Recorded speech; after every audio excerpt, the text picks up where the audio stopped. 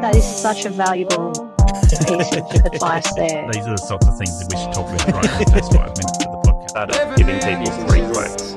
Isn't sunshine and rainbows, and isn't, everyone sees you doing so well. For just being a solo The operator. change in mindset makes a massive difference. Welcome to Aussie Lawn Stars.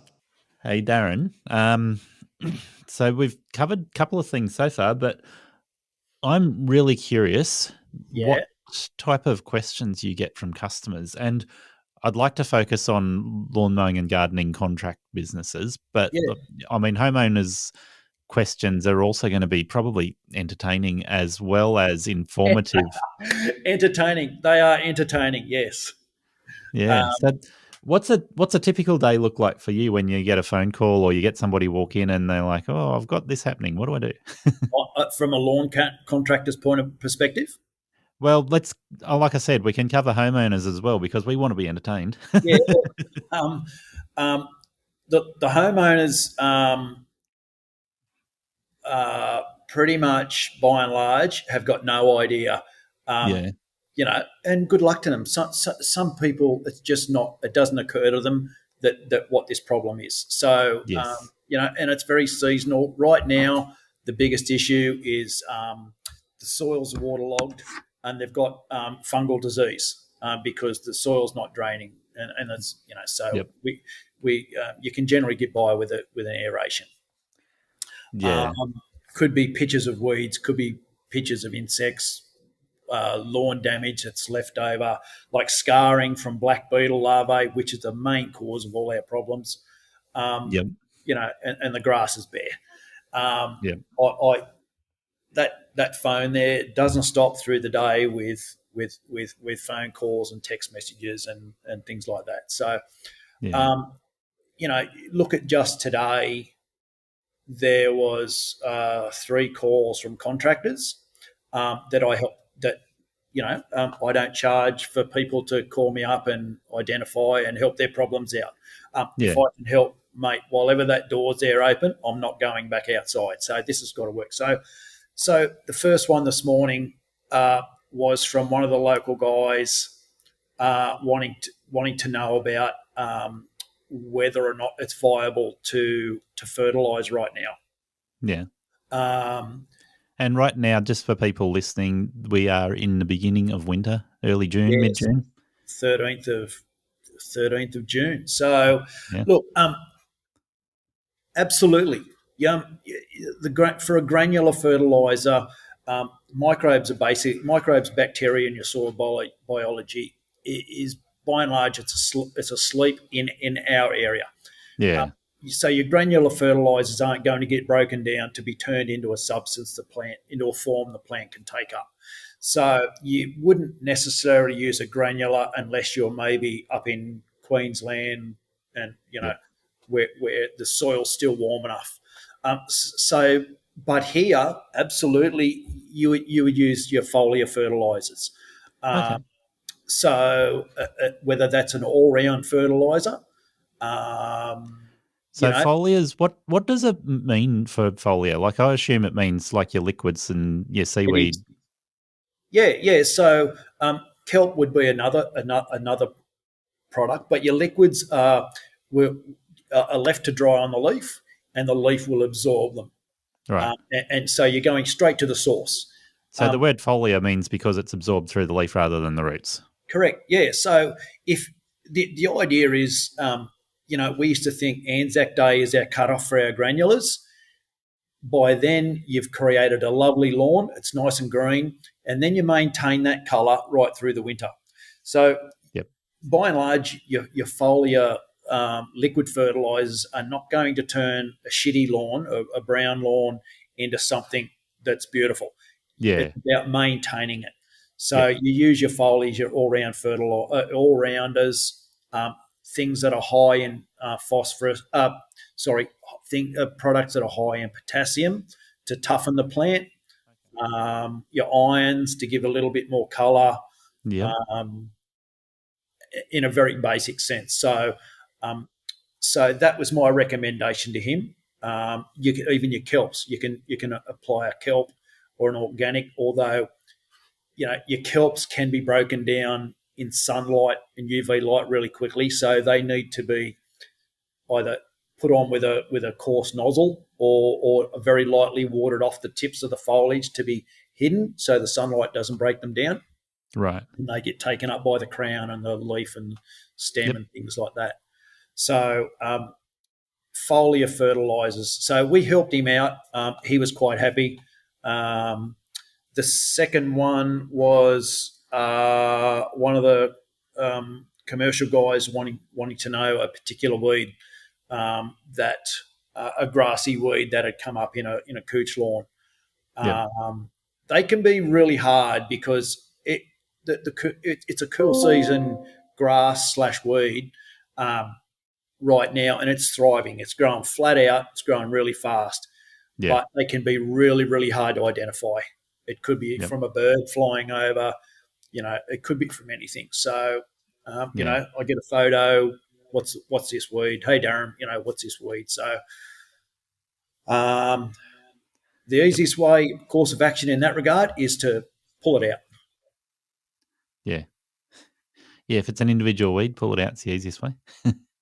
Pull it. If in doubt, pull it out. Yeah. So that's.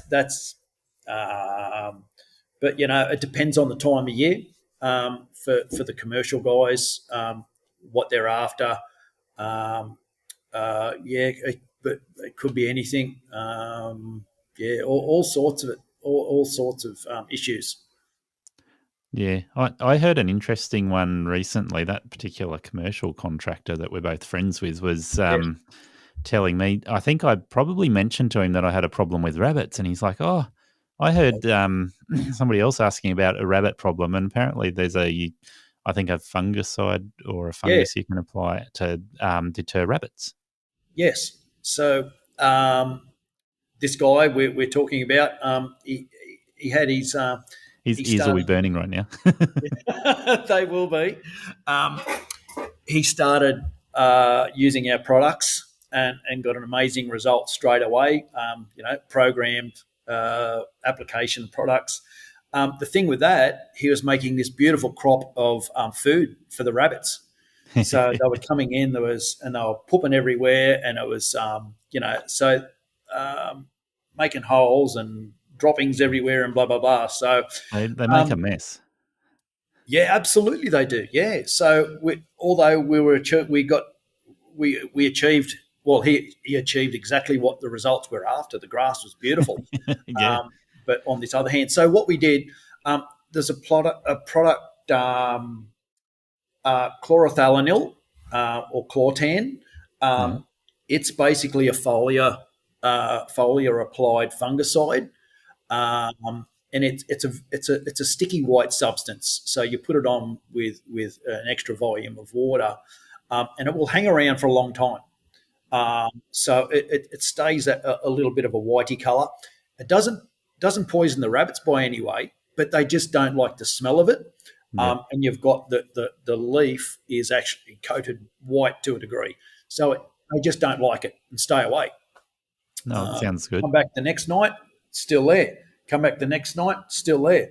Then they end up getting sick of it. So if you're talking a small residential yard, you just treat the whole yard, right? And then absolutely, the rabbits would go to the neighbour's yard. Yeah, that's right. Yeah. So look, some of the golfies will use chlorothalonil or chlortan for ducks and things like that. And again, not to poison them. Yeah. It's just a repellent. They just don't like the smell on the. So this is the application I'm looking at as well. I'm not on a golf course, but if you're on a larger area and you deter the rabbits, they just move to the next green or the next fairway. Just go to someone else. They can deal with it. Yeah, so well, you're going to end up doing the whole golf course, though. That's right. Yeah, look. So, and at this time of year, or at any time of year, a fungicide isn't going to hurt. It's actually going to clean out some disease if there's some there. Yep. You don't want to be just throwing chemicals left, right, and centre. So you're solving one problem, and on the other hand, you're also cleaning out some disease if there's any there. Well, the amount of mushrooms I'm seeing coming through at the moment, the fungicide would not hurt at all. No, so yeah, look, we all want it's always been my aim to have a healthy soil, and it's why I've dabbled in organics for so long. Different soil biology. So you don't want to use a fungicide unnecessarily, because it'll wipe out all your microbes and bacteria, and you've got to repopulate after that. So so if you can, you use a systemic fungicide, water it in, and it's less damaging. Yeah, Still damaging, but less so.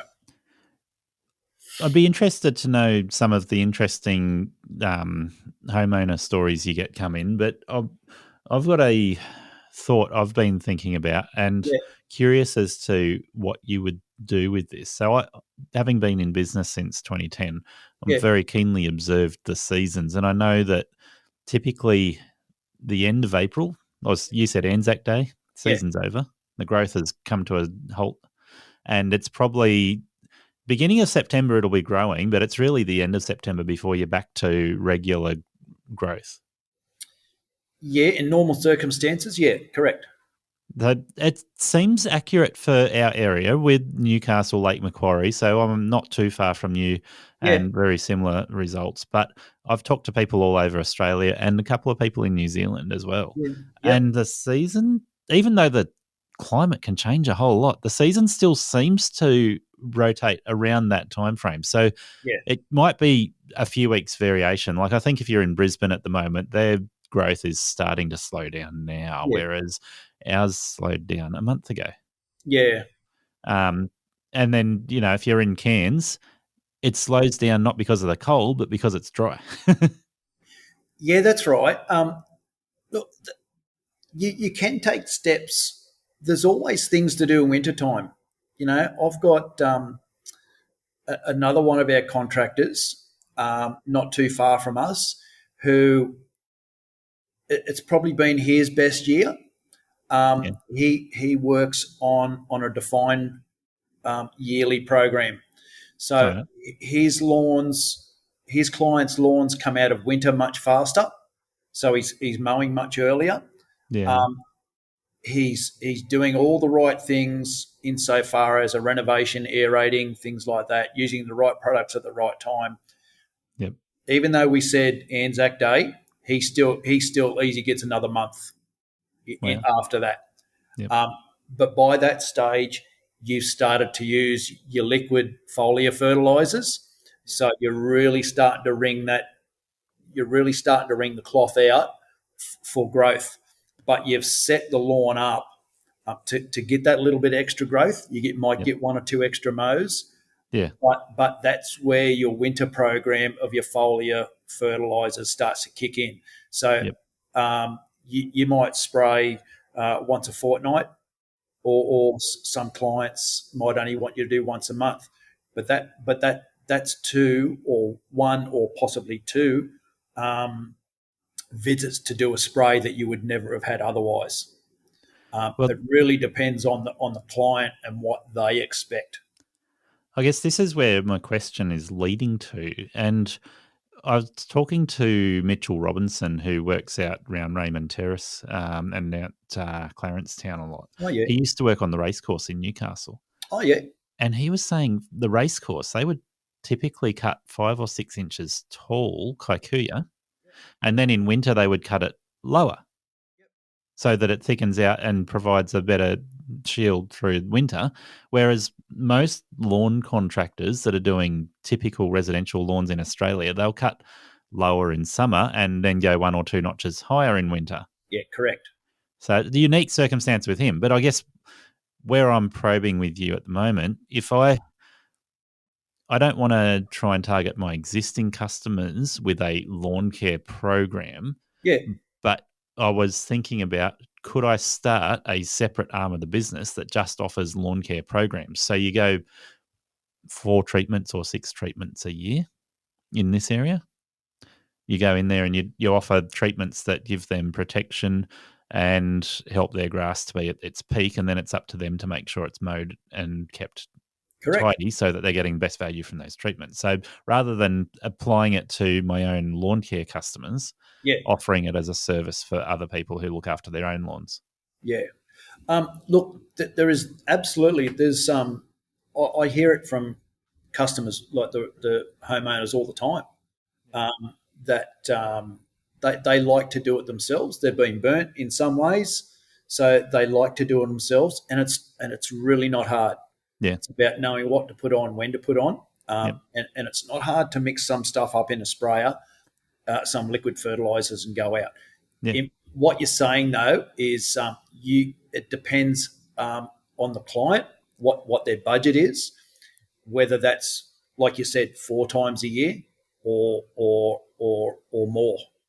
Well, I guess I'm asking you that. So, and we're probably, in this theoretical question, we're probably competing with Coochie Hydro Green.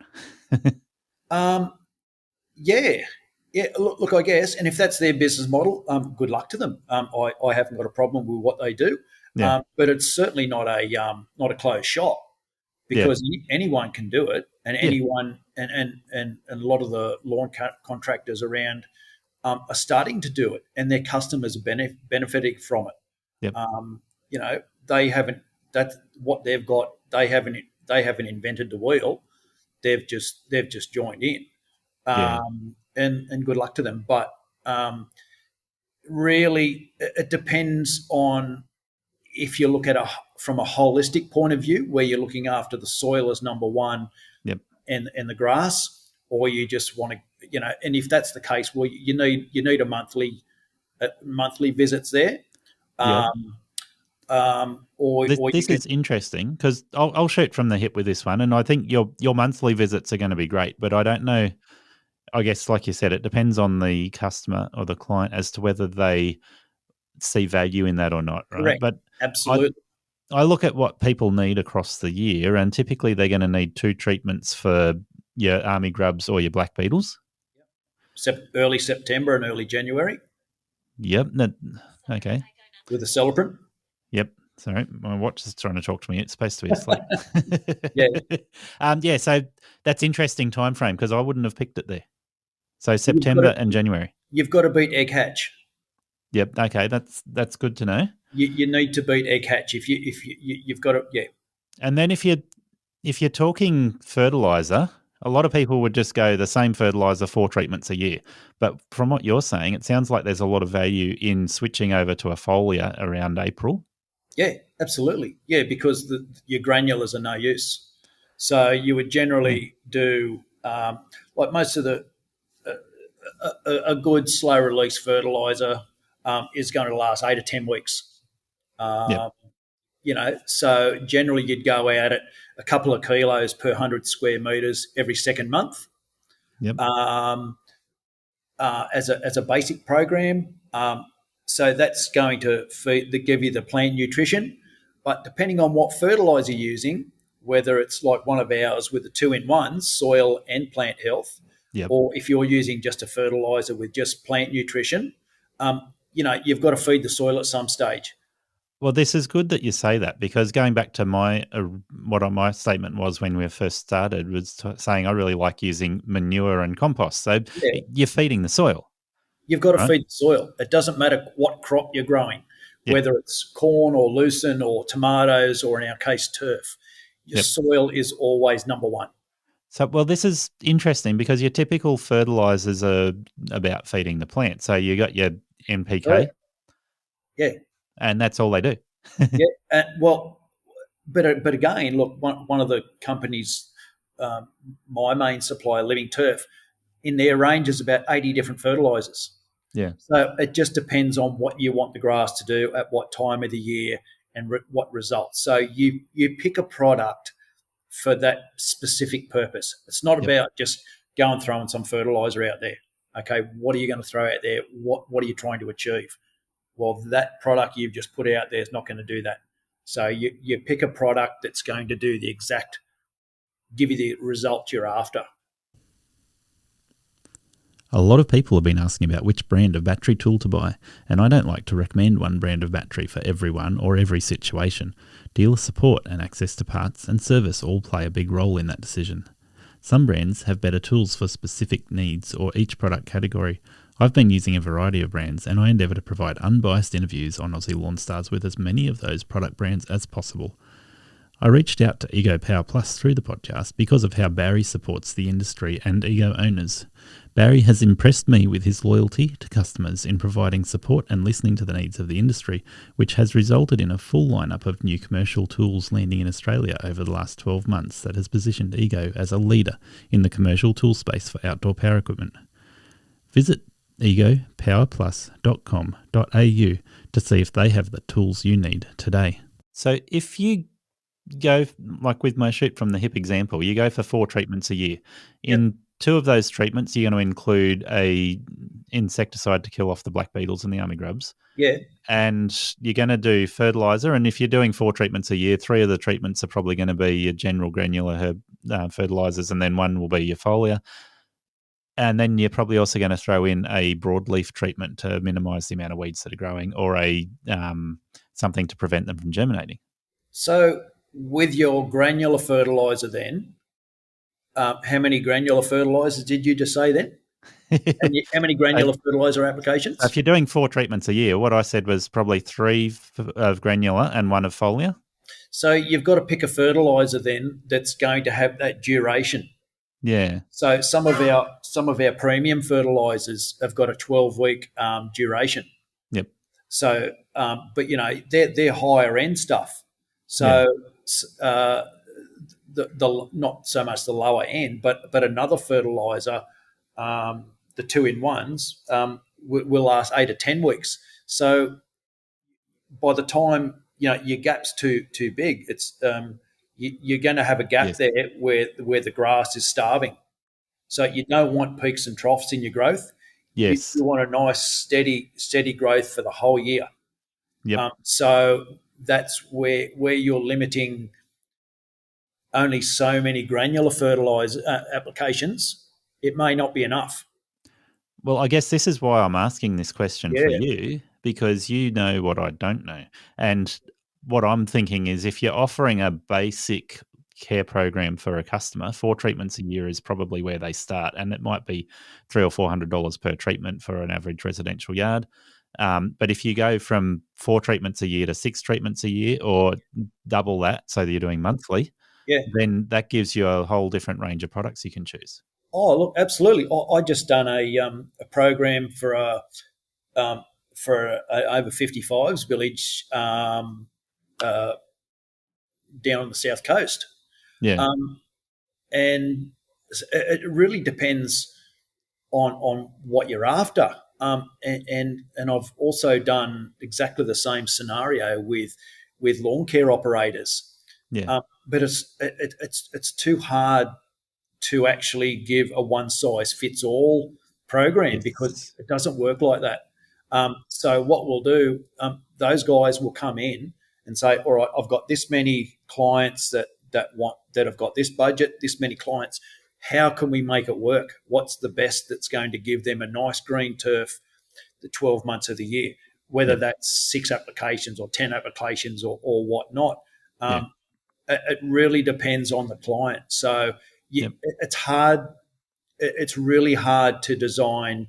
And my programs that I do for anyone are all tailored. And in their questionnaire, there's probably 20 questions that revolve around drainage and soil type and location and aspect and things like that. So we build it in. So because here's a cooch program, here's a buffalo program, that's rubbish. My cooch program, going back to my bowling greens where I had three cooch bowling greens, they were all different. They all had to be managed different. Yeah. So coming back to what you're saying there, can you do it with 6 applications a year? You possibly could, but you're going to have gaps somewhere. Right. What you're trying to do is create a chain of maintenance, like a chain of maintenance where nothing can go wrong. Yep. As soon as you have a gap and that chain breaks, something will go wrong, whether that's a drop in colour, whether that's you've got a flush of eggs from an insect, or weeds. Okay, I didn't get my pre-emergent herbicide down in time. It could be any number of things. So it really is about, horses for courses. As I said, that's where these guys that have come in and we've actually got down to the nitty gritty to work out to a good program. It doesn't have to cost that much, and it really doesn't. Sorry, it really doesn't cost a great deal. It really depends. So I know you're after an answer. Well, I guess what you're saying is there is no one answer fits all, and I agree with you. Yeah, I guess it can't. generalizing like this, we're talking about the types of requests you'll get, and then for me, speculating about whether I can then create a program that's easy to roll out for customers. Yeah. So what I would give you, we would sit down and work out. Okay, so here's a group of products designed to do a certain thing. Yeah. Here's another group of products, and once you get an understanding of how long this one's going to last, how do I put it on? That's when you can put the jigsaw together to create a program where that client for very limited, it's very cost effective for you firstly, but it's incredibly inexpensive for the homeowner, and their lawn's going to look amazing for 12 months. It's just about putting that, making that jigsaw fit together with the right products at the right time. One of the things really you said, I found this incredibly useful in my own backyard, but one of the things you said there is about getting the plant health and then the soil health to match. And in New South Wales, I will offend you here. Yeah. The average homeowner in New South Wales is not a greenkeeper. No, absolutely not. This is where the offence comes in, right? Because if you're on the bowling green, your soil profile has been designed. Well, all right. Go back to my last club. Our bottom green, it was designed to be on a really coarse sandy base. So it drained like nothing else. We had trouble keeping water in there. Yeah. Our middle green had a really good drainage level, and drainage layers, and a sub base. Yeah. Our top green was on a rock shelf and it didn't drain at all. Yep. So they had to be managed. And like the top green held water like a dam. The bottom green we couldn't get get enough water on it. It was a nightmare. But and that's why I say my lawn here, my soil and my drainage might be different than the guys across the road. So that's where I'm going back to that, not one size fits all. And I guess talking New South Wales residential customers, and I have arguments with people in South Australia and WA because of this. Those guys in WA and South Australia, if they've got a customer willing to pay for their lawn to be cut, they've probably got a customer that's willing to have irrigation on their lawn.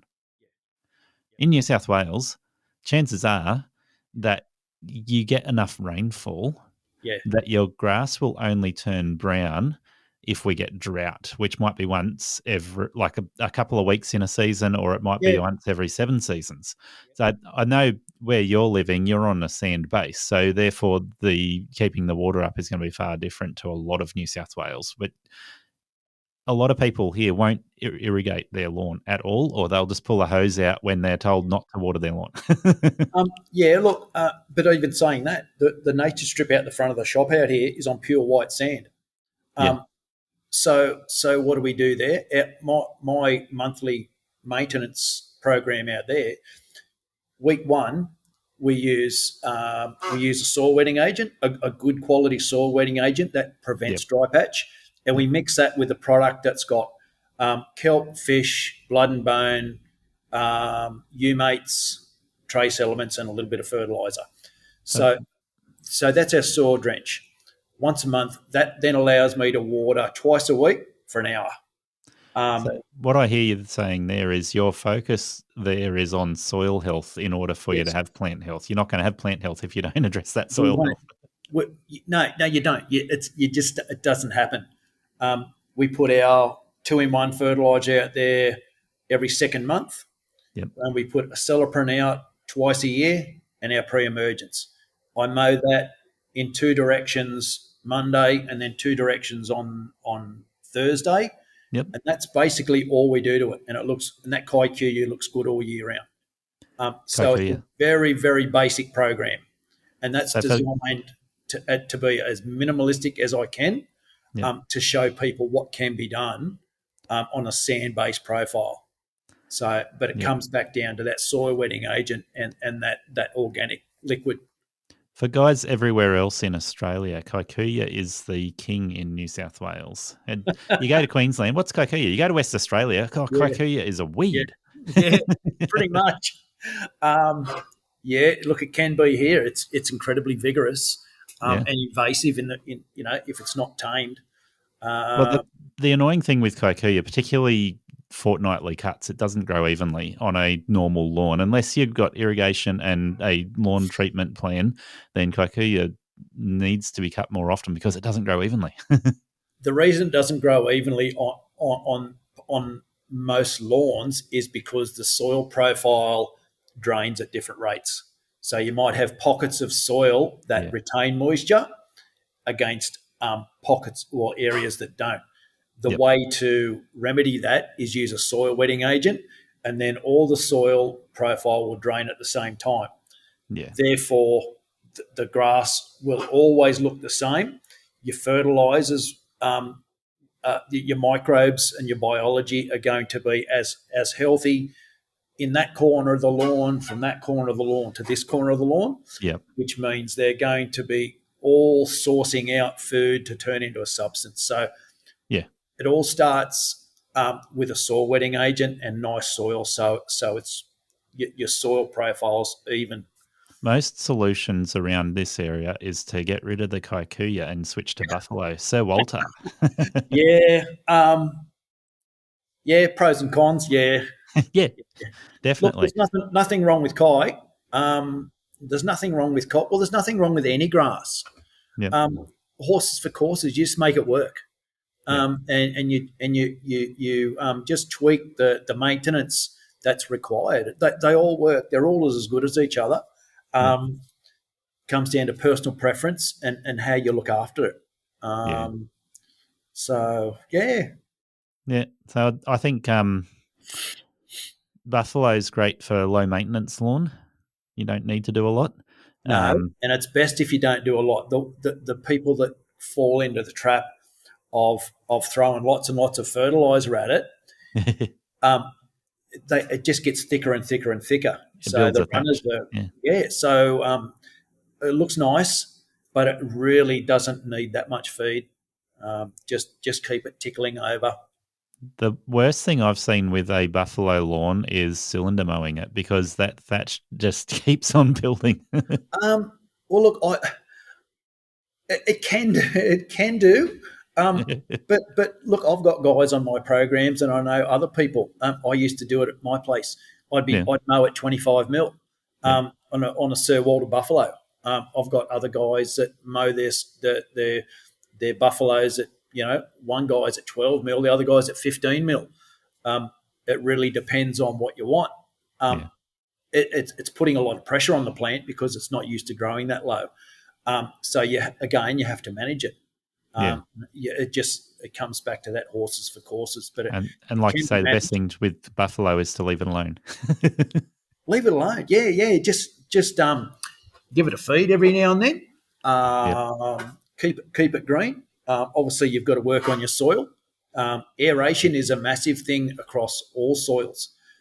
If you can do a hollow tine aeration anytime after long weekend when the soil's nice and warm, and again do another one late March or April, you're going to make the soil so much healthier. There's air getting down there. The soil's breathing. Autumn aeration is really, really important. If you do that aeration in, say you do it in March, the holes, you're going to pull those plugs out. The holes are going to stay there. You don't backfill them with a top dresser or anything. You let the grass grow back over.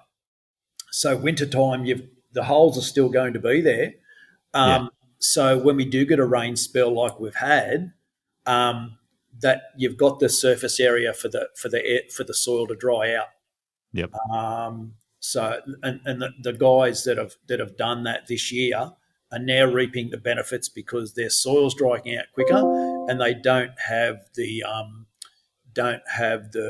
soil-borne diseases that a lot of people are having right now. Yeah. So I see customers in my area where they'll have a patch of their yard which is really sandy. yeah, They'll have another patch which is total clay. yeah, right. And then they'll have a little bit of a gully where there's a really deep layer of composted material or humus. Oh. And you just get absolutely everything up the New South Wales coastline like that. And in one yard even. Yeah. So that okay. So what do you do there? Bloody hell! Gee whiz, that's a nightmare. But Yeah.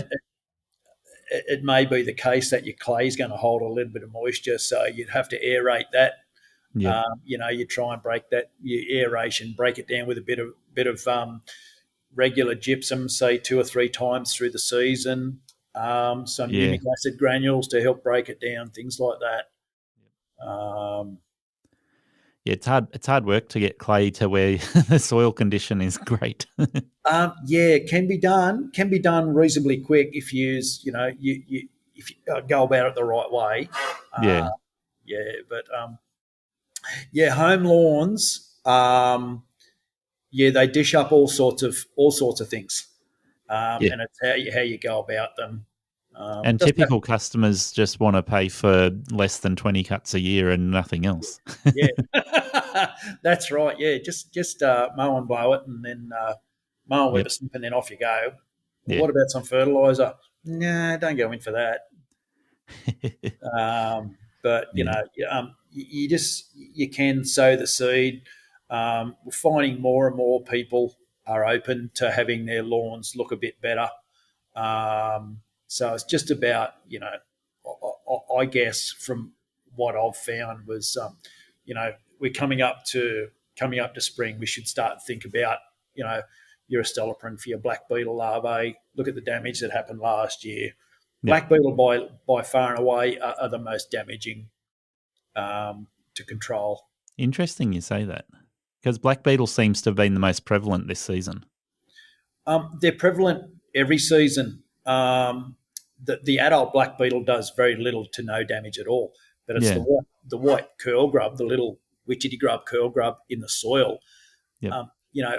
Once the adult wakes up from hibernation in sort of late September, they wake up, lay their eggs, and off they go to the top and fly away and die.